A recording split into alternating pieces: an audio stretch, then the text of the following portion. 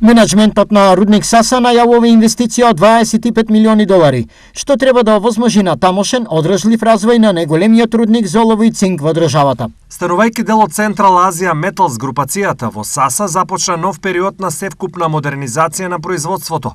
Подршката што во континуитет ја добиваме се гаранција дека ќе ги реализираме новите капитални инвестиции кои ќе овозможат безбедна, еколошки одговорна и стабилна работа на Саса во годините што следуваат. Изјави генералниот директор на Саса Крис Колбун. Во изминатите 5 години, откако рудникот Саса е дел од Централ Азија Металс, во одржлив развој се инвестирани 52 милиони долари. Голем дел од овие средства се вложени во набавка на нова современа рударска опрема, технологија, во дигитализација на одредени работни процеси, во системот на безбедност и заштита при работа, како и во натамошно унапредување на стандардите и условите за работа и на професионалниот развој и на благосостојбата на вработените.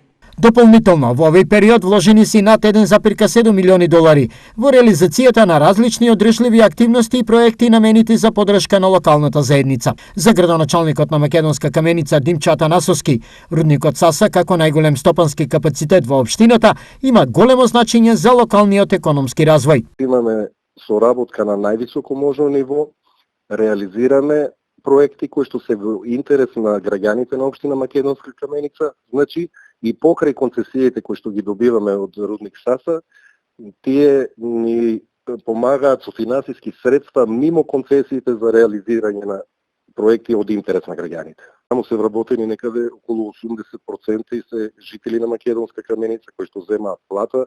Вкупно се вработи некаде околу 800 луѓе директно вклучени во работата на рудник Саса, меѓутоа имаме и индиректно вработени. Централ Азија Металс е рударска компанија која котира на AIM пазарот на лондонската берза.